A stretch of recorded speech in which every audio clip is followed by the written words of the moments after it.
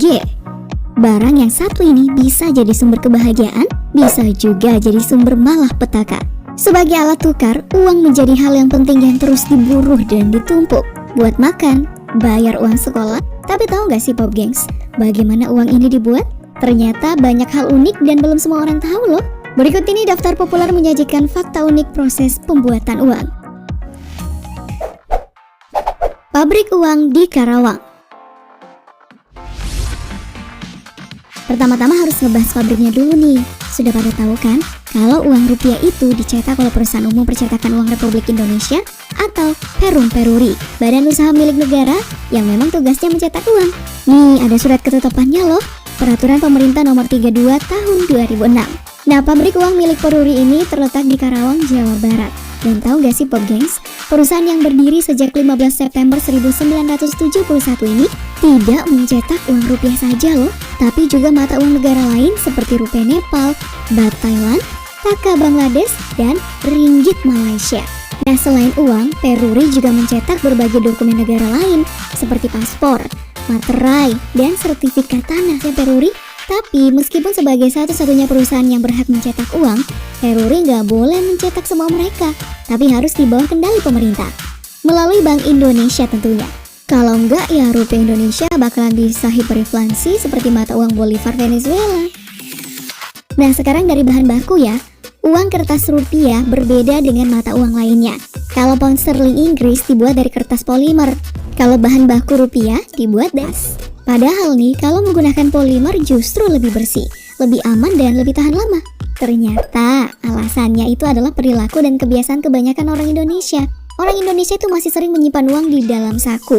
Menurut Peruri, bahan serat kapas ini justru lebih tahan lama di suhu ekstrim. Sementara, kalau kertas polimer, kena setrika dikit aja bisa nempel di baju. Makanya bahan serat kapas lebih cocok untuk uang kertas rupiah, sesuai dengan perilaku orang Indonesia yang keseringan menyimpan uang di saku.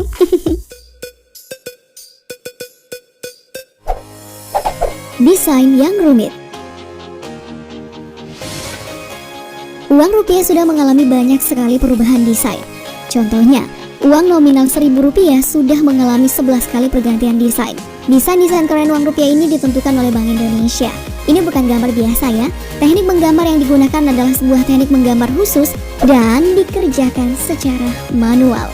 Nah, teknik ini disebut dengan gravure atau engraving. Hal ini untuk menjaga keamanan dari pemalsuan. Nah, kamu mau tahu siapa yang melukis uang-uang di rupiah? Dikutip dari merdeka.com, setidaknya ada 5 orang yang pernah menjadi engraver uang rupiah sejak tahun 1952, yakni Yunalis, Sajirun, Heru Suroso, Risman Suplanto, hingga yang paling terkenal adalah Pak Mujirun yang telah pensiun sebagai seorang engraver di Perum Peruri. Cara bikin uang. Uang kertas dibuat secara massal menggunakan cetakan logam yang terlebih dahulu diukir dengan desain yang telah disetujui tadi. Pengukiran dilakukan oleh manusia loh, bukan mesin. Hal ini untuk menjaga kerahasiaan dan ketelitian desain uang kertas. Nah, setelah cetakannya jadi, lalu diteruskan ke mesin cetak. Proses cetaknya sih nggak pakai lama ya, bisa mencetak ratusan lembar dalam waktu singkat. Lembaran uang yang sudah dicetak akan diperiksa. Nggak boleh ada cacat sedikit pun. Kalau ada yang cacat dikit aja, uang tersebut dianggap produk gagal dan harus segera dimusnahkan. Oh iya, prosesnya itu dilakukan oleh mesin dan juga manual ya. Lalu untuk uang koin gimana ya? Uang kertas aja susahnya kayak gini, gimana uang koin? Nah, langkah pertama itu adalah membuat cetakan dasar atau molding yang kemudian diedit di komputer untuk membuat desain 3 dimensi. Setelah itu, desain 3 dimensi tadi dimasukkan ke dalam master cetakan uang koin. Bahan baku uang koin adalah sebuah kepingan logam yang biasa disebut dengan blank coin. Blank coin ini dimasukkan dalam master cetakan tadi dan dicetak kayak gini nih. Simple kan? Nah, kalau udah selesai, uang koin siap deh dikemas dan didistribusikan. Distribusi. Setelah dicetak, uang baru didistribusikan.